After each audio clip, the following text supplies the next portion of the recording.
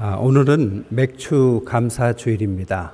문자적으로는 보리추수를 감사한다 이런 뜻이겠죠. 그런데 농사를 짓지 않는 분이 대부분인데 웬 보리 농사일까요? 그리고 보리가 언제 시작해서 수확하는지도 모르는 아이들 입장에서는 이 맥추 감사 주일이 잘 이해가 안 갈 수도 있습니다. 근데 왜 우리는 한국교회는 이 맥추 감사 주일 절기를 지킬까? 오늘은 그 의미에 대해서 몇 가지 나눌까 합니다. 첫 번째로는 이 맥추절이라는 것은 이스라엘의 3대 절기 중에 하나입니다. 당연히 구약적인 전통을 갖고 있습니다. 그래서 첫 번째로는 이 말씀을 주심을 감사드린다라는 의미를 갖고 있다는 것입니다. 여러분, 맥추절의 또 다른 이름은 칠칠절, 오순절, 처음 익은 열매를 드리는 초실절의 의미를 갖고 있습니다. 이 맥추, 보리 수확을 놓고 했던 그 상황 가운데 이 보리 수확은 언제부터냐? 6월절부터 시작했습니다. 6월절부터 보리 추수가 시작되면 그것을 7주간 수확했다고 그래요. 그래서 7주간, 7일이니까 77절, 7주간까지 수확하고 마지막 오순절 50번째 날에는 모든 수확을 감사드리면서 하나님 앞에 감사의 축제를 드린 거죠. 그래서 77절이라고도 하고 오순절이라고도 합니다. 이 오순절에는 또 그동안 보리 추수를 7주간 했다면 밀 추수가 시작되는 절기입니다. 그래서 첫 열매의 밀을 바친다라는 의미로 초실절, 첫 열매를 바친다라는 이름의 절기도 함께 있는 것이죠. 이 절기는 유대인들에게는 3대 절기 중에 하나고 다른 절기들은 일주일간 축제를 하는데 이 절기만큼은 단 하루 50일째 되는 날 성회로 모여서 아무 일도 하지 않고 말 그대로 주신 추수에 대해서 감사의 절기로 시작됐습니다. 그런데 구약의 전통에는 이것보다 더 큰 중요한 의미가 있습니다. 보리 추수가 6월절부터 시작합니다. 이 6월절부터 시작해서 50일째 되는 날이 맥추절인데 이 6월절이라는 것은 이스라엘에서는 출애굽으로 시작된 거죠. 6월절을 가지고 출애굽, 구원받은 백성이 시작됐고 선택받은 백성이 된 것입니다. 그들이 6월절을 가지고 광야로 나갔는데 하나님께서 3월 3일 날, 6월절이 1월 14일인데요. 3월 3일 날 출애굽기 19장에 보면은 이들에게 하나님의 말씀을 모세를 통해서 전달하는 날이 이 3월 3일입니다. 그러니까 하나님께서 거룩한 백성을 구별하여 부르시고 구원받고 나서 그들에게 하나님의 말씀과 계명을 주신 날이 3월 3일입니다. 1월 14일부터 3월 3일까지 한번 계산해 보십시오. 그러면 정확하게 50일입니다. 그러니까 그들은 농경 문화적으로 6월절부터의 맥추절도 의미가 있지만 이렇게 6월절부터 시내산에서 율법을 수여받은 날까지도 50일째 되는 날이었습니다. 그래서 50일, 똑같은 50일이었기 때문에 이 77절, 오순절, 맥추절이 하나님께서 말씀을 주신 날, 율법을 수여한 날, 이 날과 같은 날로 생각이 된 것이죠. 이게 더 큰 전통이 됐다는 것입니다. 그래서 그들은 이 날을 하오메르 하면서 숫자를 세기 시작합니다. 6월절이 되면 오늘은 6월절 이제 첫째 날입니다. 둘째 날입니다. 두 번째 주 첫째 날입니다. 두 번째 날입니다 하면서 7주간 오늘이 7째 주 7번째 날입니다 하면은 이제 끝이 납니다. 그리고 나서 마지막 오순절 함께 모여서 이 맥추절을 지켰다는 거죠. 그러니까 이렇게 하루하루를 센 이유는 하나님께서 우리에게 주신 농산물도 감사하지만 그것보다는 하나님께서 믿음의 백성을 부르시고 말씀을 주셔서 말씀에 따라서 살아가는 구원받은 백성이다라는 의미가 더 컸다라는 것입니다. 그렇기 때문에 우리가 이 구약적 전통을 이해한다면 맥추감사절은 제일 먼저 하나님께서 우리에게 삶의 말씀을 주셔서 살아갈 기준을 주셨다라는 것이 첫 번째 감사의 이유가 되는 것입니다.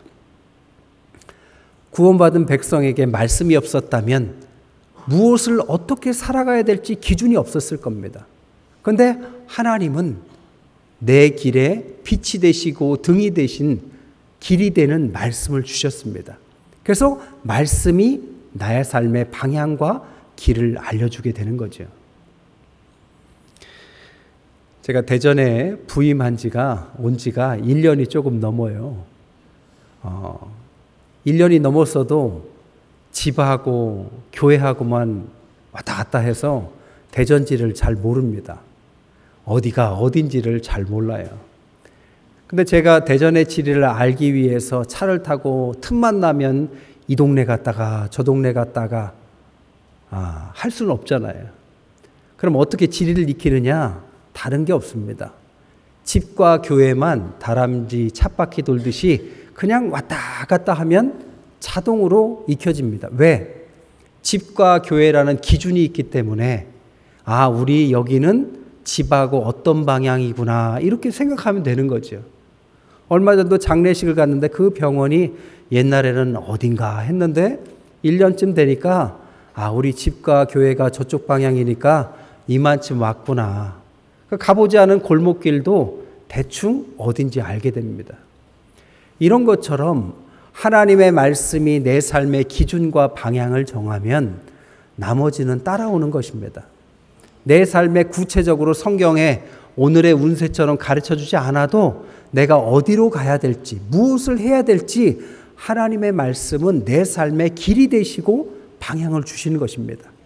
그래서 이 맥추절이라는 것은 우리의 삶의 가장 중요한 구원받은 백성에게 말씀을 통해서 우리가 지난 반년간 하나님의 말씀을 통해서 여기까지 왔구나를 하나님께 감사드리는 절기가 이 맥추감사절의 첫 번째 의미다라고 말씀드릴 수 있습니다. 두 번째 의미는 신약의 전통입니다. 교회를 주심을 감사드리는 날이다라고 말씀드릴 수 있습니다. 아까도 말했지만 이 맥추감사절은 또 다른 이름이 칠칠절이기도 하고 오순절이기도 합니다. 레위기 23장 15절에서 16절에 안식일 이튿날 곧 너희가 요제로 곡식단을 가져온 날부터 세어 7 안식일에 수요를 채우고 7 안식일 이튿날까지 합하여 50일을 계수해서 새 소제를 여호와께 드려라. 그래서 오순절이 된 거죠. 그런데 신약에 오면서 오순절이 어떤 날이 됩니까? 바로 하나님께서 부활하시고 이 땅에 성령을 보내주셔서 성령의 강림으로 역사하신 날이 오순절이죠. 사도행전 2장 1절부터 4절에는 오순절날이 이미 이름에 그들이 다 같이 한 곳에 모였더니 호련히 하늘로부터 급하고 강한 바람 같은 소리가 있어 그들이 앉은 온 집에 가득하고 마치 불의 혀처럼 갈라지는 것들이 그들에게 보여 각 사람 위에 하나씩 임하여 있더니 그들이 다 성령의 충만함을 받고 성령이 말하게 하심을 따라 다른 언어로 말하기 시작하더라. 오순절이 성령 강림 주일입니다. 성령 강림은 주님께서 부활하셔서 우리와 성령으로 함께 하심으로 그의 백성들에게 성령을 내려주신 날이죠. 이 성령이 부어짐으로 그들은 변화되기 시작합니다. 그리고 모이기 시작하고 오늘날의 교회가 시작된 것이죠. 그러니까 이 맥추 감사절이 어찌 보면 성령 강림절입니다. 오늘날 성령 강림절을 따로 정하지만 구약적 기준을 놓고 볼 때 성경적으로 이 성령 강림절과 이 맥추절하고는 오순절하고는 같은 날이죠. 그날에 교회를 주시고 오늘날까지 우리가 이 사랑하는 교우들과 함께 교회를 섬길 수 있는 교회가 시작된 것입니다. 그런데 왜 우리에게 교회가 중요할까요? 말씀이 기준이 돼서 우리 삶에 방향을 준다면 교회는 우리 삶을 잘 성장할 수 있도록 균형을 주는 역할을 합니다. 팀 켈러란 분이 탈기독교 시대의 전도라는 책에서 초대교회에 대해서 이렇게 말씀하셨어요. 초대교회는 불편하면서도 매력적인 공동체였다. 그들은 세상의 통념을 바꾸는 유일한 공동체였다. 그들은 세상의 삶과 다른 삶을 선택해서 살아가는데 그 삶은 성경을 기준으로 한 균형 잡힌 삶이었다. 로마 시대의 문화는 아주 강렬했습니다. 그럼에도 불구하고 초대교회 우리 크리스찬들은 로마의 문화를 따라간 것이 아니라 성경을 근거해서 살기 시작했습니다. 그것이 초대교회를 형성했고 불편하지만 매력적인 공동체였던 교회를 준 거죠. 그러면서 그 당시에 교회의 5가지 특징을 말씀했어요. 첫 번째, 여러 인종과 민족이 함께한 공동체. 두 번째, 가난한 자와 소외된 자를 돌보는 데 헌신된 공동체. 세 번째로는 받은 것을 되갚지 않고 용서한 공동체. 네 번째로는 낙태를 비롯해서 유아 세례를 강력히 반대한 공동체. 다섯 번째로는 성윤리를 근본적으로 바꾼 공동체. 근데 이 5가지 특징이 교회였는데 이 5가지 특징을 하나하나 뜯어보면 정치적으로 다양성을 보여줍니다. 첫 번째, 여러 인종과 민족이 함께하고 가난한 자와 소외된 자를 돌보는 것은 오늘날 진보라고 말합니다. 그런데 낙태를 반대하고 유아, 아이들을 보호하고 성윤리, 리버럴했던 성문화를 보수적으로 지켜낸 것을 오늘날로는 보수라고 말하죠. 그러니까 교회의 성경적인 교회는 보수와 진보가 다 있다라는 것입니다. 게다가 세상의 사람들은 분노에 차서 행동할 때 거기는 용서가 있어서 받은 것을 되갚지 않고 용서하는 세상과 또 다른 기준이 있었다는 거죠. 이 5가지 중에 하나라도 포기하거나 어느 한쪽으로 기울면 교회는 세상의 하수인이 되는 것입니다. 건강한 교회는 이 성경적인 기준, 오늘날로 말하면 보수적인 것, 진보적인 것을 아울러서 세상이 없는 성경적인 가치를 따라가야만 균형 잡힌 교회고 좋은 교회가 되는 것이죠. 이 건강한 교회 내에서 우리가 신앙생활을 해야 세상의 물결에 휩쓸리지 않는 것입니다. 여러분, 교회라고 다 건강한 건 아니에요. 건강하지 않으면, 균형 잡히지 않으면 삶의 균형이 깨집니다. 그게 대표적으로 이단들이죠. 건강한 교회는 삶의 가치가 가장 중요한 성경을 근거하기 있기 때문에 오늘날 세상의 기준으로 보수로 보일 수도 진보로 보이기도 합니다. 하지만 그것을 넘어서 성경의 가치는 세상의 사람들이 볼 때는 통념과 다르고 불편해 보이지만 그래도 그 속에는 매력을 느끼는 좋은 공동체가 바로 성경이 말하는 교회다라는 것입니다. 지난 반년간 우리에게 좋은 교회를 주셨습니다. 우리 교회는 건강한 교회인 줄 믿습니다. 우리 교회에서 신앙생활을 하는 분들은 교회뿐 아니라 사회에서도 사회생활을 잘할 줄 압니다. 여기에서 자라나는 아이들은 균형 잡힌 삶의 철학과 그런 실력을 가지고 세상에서 자라날 줄 믿습니다. 세상에 살아가지만 세상에 휩쓸리지 않고 교회에 있다고 교회 내에 그냥 교회 내만 생활하는 것이 아니라 삶과 세상을 아우러가면서 성경의 진리를 따라가면서 건강하게 균형 잡힌 인간이 된다라는 것. 이것이 우리에게 주신 이 교회의 축복인 거죠. 이 맥주 감사절이 바로 이 균형 잡힌 교회를 주신 하나님께 감사하는 절기다. 이게 2번째 감사입니다. 마지막 3번째로는 주신 것과 주실 것을 감사하는 날이다. 출애굽기 23장 16절에는 맥주절을 지켜라. 이는 내가 수고하여 밭에 뿌린 것에 첫 열매를 거둔 것이고, 출애굽기 34장 22절에는 칠칠절 곧 맥주의 초실절을 지켜라. 그러니까 처음 익은 열매에 대해서 감사해라, 이런 뜻입니다. 이것을 언제 주셨느냐?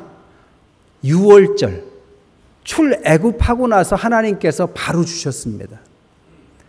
그런데 이 말씀을 가지고 그들은 바로 가나안에 들어간 것이 아니죠. 광야에서 40년의 생활을 합니다.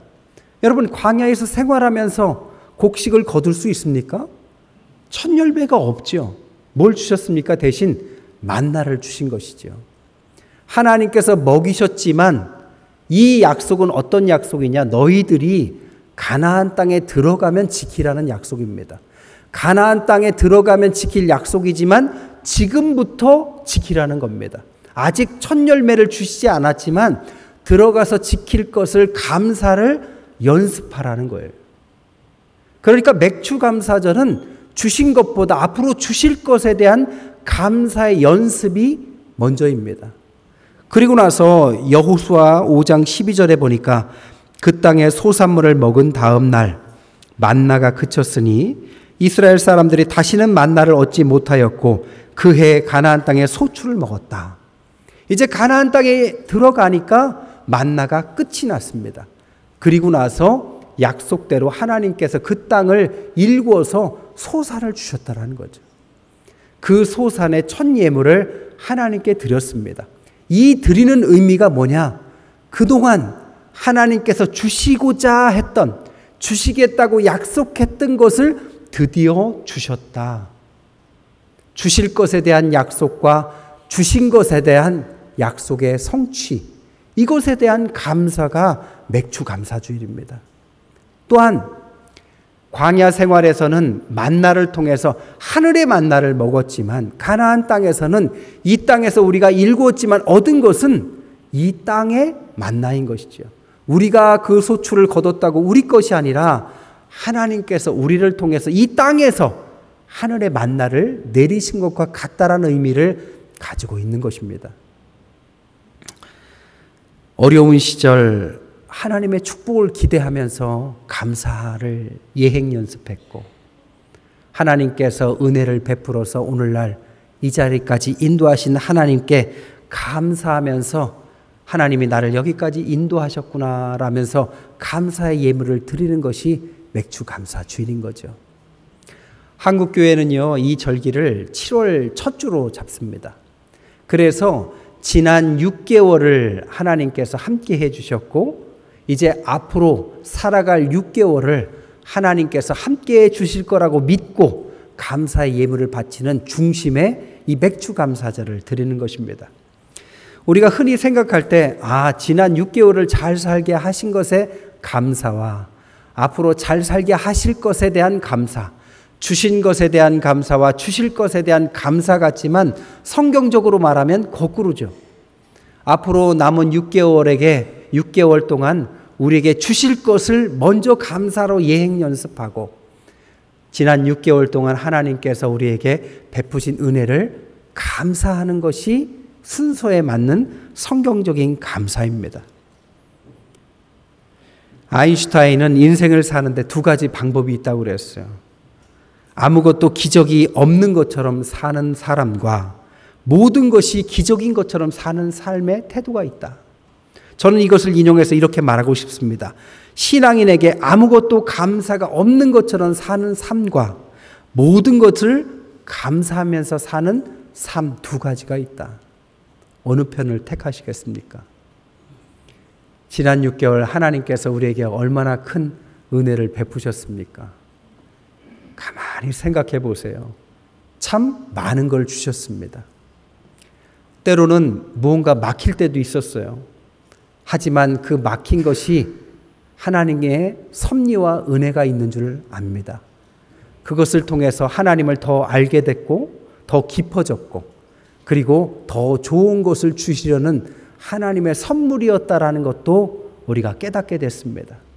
그래서 지난 6개월 또 앞으로의 6개월도 하나님 앞에서 어떻게 좋은 것으로 주실까를 기대하면서 절기를 지키는 것이 맥주 감사절이죠. 교회를 통해서도 마찬가지예요. 지난 6개월간 우리 교회에 얼마나 많은 성도들도 보내주셨고 얼마나 많은 은혜를 베풀어 주셨습니까? 여러분들이 이렇게 가득 차서 함께 예배드릴 수 있는 큰 은혜를 주셨고 코로나도 끝나서 함께 예배드리면서 식사도 함께하고 교제할 수 있는 은혜도 주셨습니다. 저는 개인적으로 여러분같이 훌륭한 분들을 만난 게 얼마나 감사한지 모르겠습니다. 여러분도 그렇죠? 예. 또한 올해는 또 특별한 걸 주셨어요. 6월 28일은 또 만나이로 한다고 그래서 올해는 특별히 나이가 젊어진 해입니다. 생일이 안 지나가신 분은 2살 젊어지셨고 생일이 지나가신 분은 1살 젊어지셨어요. 우리가 나이도 젊어지는 한 해 얼마나 많은 은혜를 주셨습니까? 주신 것도 감사고 또 앞으로 6개월간 하나님께서 많은 것을 주실 것입니다. 그것을 감사로 나아가는 것이죠. 그럼 하나님 앞에 이것을 어떻게 감사하느냐? 오늘 본문은 그것을 말씀하시죠. 신명기 16장에 보니까 7주를 셀지니 곡식의 낫을 대는 첫날부터 7주를 세어 내 하나님 여호와 앞에 77절을 지키되 어떻게 지키느냐? 하나님 여호와께서 내게 복을 주신 대로 힘을 헤아려 자원하는 예물을 드려라. 힘을 헤아려라의 원어는 네가 받았다고 생각하는 양만큼이란 뜻입니다. 그러니까 하나님 앞에서 복을 받았는데 네가 얼마큼 받았냐라고 생각하는 양만큼 들이되 자원, 스스로 드려라, 이런 뜻입니다. 여러분, 저는 강단에서 헌금을 강요하지 않아요. 앞으로도 그럴 겁니다. 하지만 한 가지 분명한 것은 하나님 앞에 감사를 배우셔야 됩니다. 신앙인 중에 감사를 배우지 못하면 신앙의 성장과 삶의 성장은 없습니다. 감사를 배워야 됩니다. 주셔서도 감사하고 때로는 안 주셔도 감사하고 모든 것에 감사를 배워야만 성장이 있는 줄 믿습니다. 또한 하나님 앞에 이렇게 귀한 것을 드리면 그것을 뭘 하느냐? 너와 네 자녀와 노비와 성중에 있는 레위인과 너희 중에 있는 객과 고아와 과부와 함께 여호와께서 자기의 이름을 두시려고 택하신 곳 교회에서 하나님 여호와 앞에서 즐거워할 것이다. 이 물질을 가지고 우리들과 그 레위인, 목회자들과 선교사들과 또한 교회에서 객과 고아와 과부와 같이 연약한 자들과 또 이 지역과 또 우리가 도울 수 있는 많은 미자립의 교회나 또 어려운 지역에 있는 사람들에게, 약자들에게 이 물질을 써서 돕는 일을 해야 한다. 이게 우리에게 감사를 통해서 하나님께서 받으실 것입니다. 근데 왜 이것을 우리에게 하라고 하시느냐? 12절에 이것은 다른 이유가 있는 것이 아니라 애굽에서 종되었던 것을 기억하고 이 규례를 지키게 하려고 하는 거다. 결국 이 모든 것들은 우리를 위해서, 우리가 우리를 돌아보도록 하기 위해서, 옛날에 우리가 종되었지만 이제 하나님의 은혜로 출애굽해서 이렇게 약속의 땅에 들어와서 소산을 얻어서 먹을 만큼의 살만한 지경에 이르렀다. 하지만 옛날에 우리가 얼마나 어려웠는지 그것을 기억하라고 이것을 주셨다라는 거죠. 한 가지 이야기만 더 할게요. 김쌍식 씨라는 분이 LG 의일상을 받았어요. 그분은 뭘 하시는 분이냐? 제과점을 하시는 분이에요. 조그만 제과점을 하시는데 이 제과점이 왜 그렇게 상도 받으셨느냐? 빵을 만들어서 문 앞에다가 매일 내놓는데요. 그러면 등교하는 아이들이 지나가다가 하나씩 거저 먹으라고. 아이들이 처음에는 쭈삣쭈삣했는데 지금은 시간이 흘러서 당연하게 하나씩 가져간대요. 그래서 왜 그분에게 그런 일을 했냐 그랬더니 아이들이 밥 굶고 가는 애들이 많아 보여서 그렇게 했다라는 겁니다. 그래서 왜 그런 생각을 하게 됐냐 했더니 자신의 과거가 그렇다라는 겁니다. 잘 살다가 아버지가 빚보증을 잘못 써주셔서 아주 너무 어려운 시절을 겪었다라는 겁니다. 그래서 밥 못 먹고 다니는 고통을 안다라는 겁니다. 자기가 할 건 없고 이제 제과점을 하게 돼서 자기가 할 수 있는 것으로 아이들에게 배돌지 말고 다니라고. 결국 그 일을 한 것은 사람들을 돕기 위한 거지만 결국 자기를 돌아본 거죠. 자기가 어려웠던 시대를 돌아보면서 지금 살만해졌을 때 어려운 사람들에게 이렇게 베풀면서 나누면서 살아가면서 자신이 어떤 존재인지를 돌아보는 것, 이것이 바로 맥주감사절, 하나님께서 우리에게 감사를 가르치시는 이유인 것입니다. 말씀을 정리하겠습니다. 맥주감사주일은 생명의 말씀을 통해서 우리가 가야 될 길을 가르쳐 주신 것에 대한 감사입니다. 귀한 교회와 성도를 주심으로 균형 잡히고 건강한 삶을 영위할 수 있도록 살게 하심에 대한 감사입니다. 지난 반년간 지켜주셨고 베푸신 은혜에 감사하고 남은 반년 하나님의 은혜 가운데 우리를 돌아보고 하나님 앞에서 어떻게 살아야 할지를 잘 돌아보도록 만든 것이 맥주 감사 주일입니다. 이 맥주 감사절의 주일의 의미를 깨닫고 하나님 앞에 감사를 배우시고 나누고 베푸시는 저와 여러분 되시기를 주님의 이름으로 간절히 축원드립니다.